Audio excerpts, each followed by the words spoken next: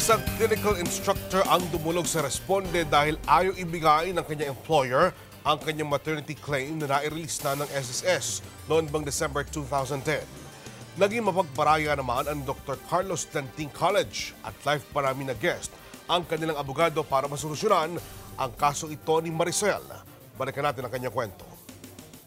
May 18 ang aming idulog sa Social Security System ang problema ni Maricel de Los Angeles sa kanyang employer na Dr. Carlos Lanting College na kilala bilang dating Casaul General Hospital.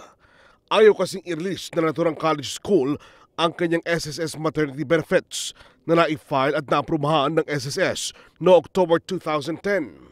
Ito mismo ang kinumpirma ng SSS sa aming programa noong May 16, 2012. Ang maternity benefit at saka sickness benefit, ito yung tinatawag naming short-term benefit. This is being paid to our members who are actively paying. Yes. So in the event na they are employed, ibig sabihin may kumpanya sila, ang isang miyembro na may kumpanya, pag magpa-file ng sickness, ang benefit na ito i-advance ng employer sa employee.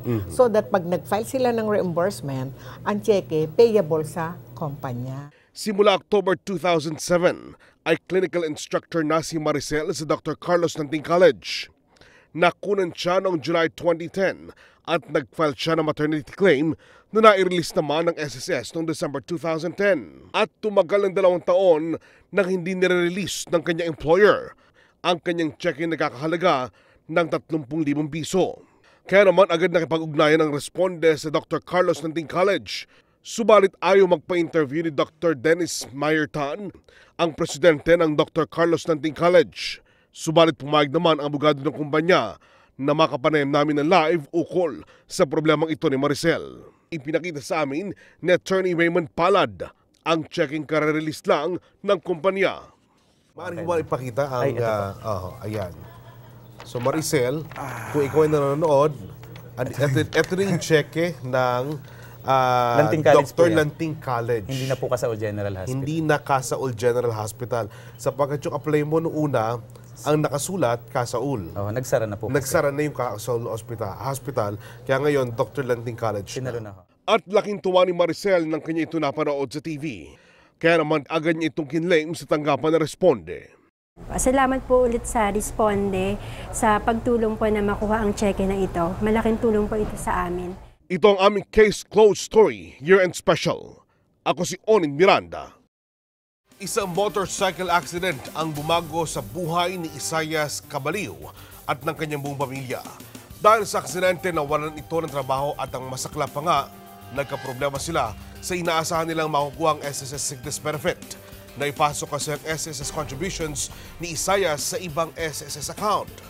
Ito ang ipinaresponde ng asawa ni Isaias na agad naman natin inaaksyonan. Muli natin saksihan ang kwento ito.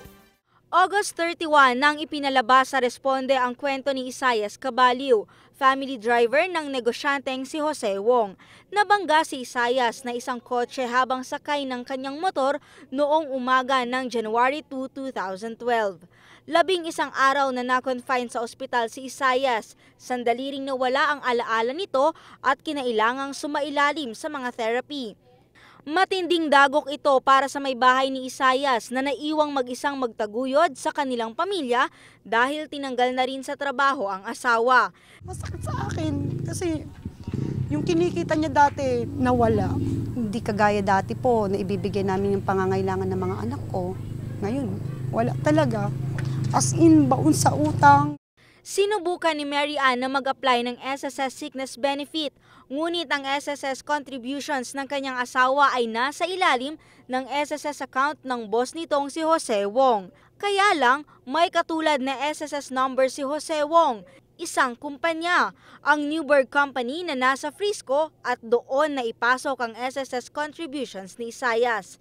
Ayon sa SSS, kailangang ma-delete ang kanyang record sa nasabing kumpanya at mag-issue ng statement ang Newberg Company na hindi nila empleyado si Isaias. Bilang tugon, inilapit ng Responde ang kanyang problema kay Ms. May Rose Francisco ng SSS at nangako ito na tutulungan si Isaias sa kanyang problema. Tutulungan na lang namin sila Mr. Cabaliw sa pag-process nito makikipag-ugnayan na lang kami sa Diliman Branch, Caloocan, saka San Francisco del Monte para matulungan namin na mailipat kaagad at makapag-claim ng sickness benefits.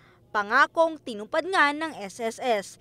Laking pasasalamat ng mag-asawa sa lahat ng tumulong sa kanila para maayos ang problema nila sa SSS. Tuwang-tuwa ho kami ng mister ko. Kaya maraming salamat po sa Responde po talaga dahil natulungan niyo po kami kaagad-agad po. Talagang action, tugon, agad. Agad-agad talaga. Kaya maraming salamat po. Sana po makatulong pa po kayo sa ibang mga tao na nangangailangan din ng tulong gaya po namin. Maraming salamat po. Malaking tulong po ito sa amin nung makukuha namin yung tatanggapin namin sa SS. Sapagkat sa ngayon po wala pa ho akong trabaho.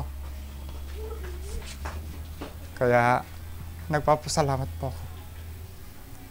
At sa SS po, salamat din po sa inyo. At tinugunan niyo po yung aming panawagan. At sa tulong po ng Responde, sila po ang nagbigay po sa amin ng pag-asa na makuha po yung aming kukunin sa SS. Ito ang aming Case Closed Story Year-End Special. Ako si Irene Quintana. Death claim na kanyang kamag-anak ang ipinaresponde ni Nanita Andrade. Tunghayan ang naging mabilis na pag-aksyon sa kaso ito. Si Rachel Junedo sa report. Lumapit sa Responde si Nanita Andrade dahil sa death claim ng kanyang kamag-anak sa SSS na hindi pa rin nila nakukuha. May ng taong kasalukuyan nang siya ay mag-file ng SSS death claim ni Junicio Laino at ang pangako ng ahensya, 45 days lang ay makukuha na niya ang benepisyo. Pero inabot na ng 3 buwan ay wala pa rin nangyayari. August 22, 3 buwan matapos ang filing ay muling nag-follow up si Andrade subalit imbes na makuha ay panibagong problema ang sumalubong sa kanya. May isa pa pala itong SSS number. Di porke may ATM, may voucher, may pera na. Pero mag-antay ka pa rin, may problema pa rin. Sabi ko, okay lang po kaming mag-antay.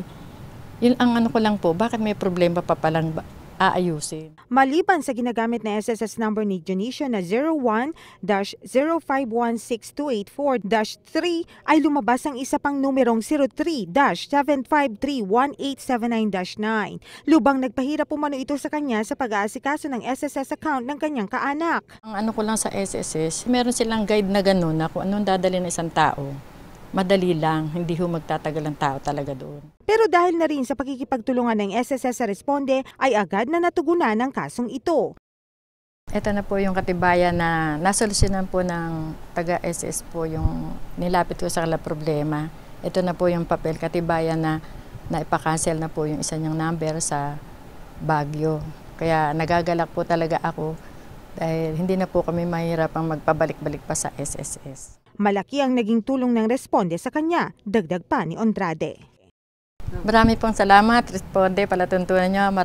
Natulungan niyo po ako sa aming problema at marami pa po kayong mga taong matutulungan. Ito ang aming Case Closed Story Year-End Special. Ako si Rachel Dionedo.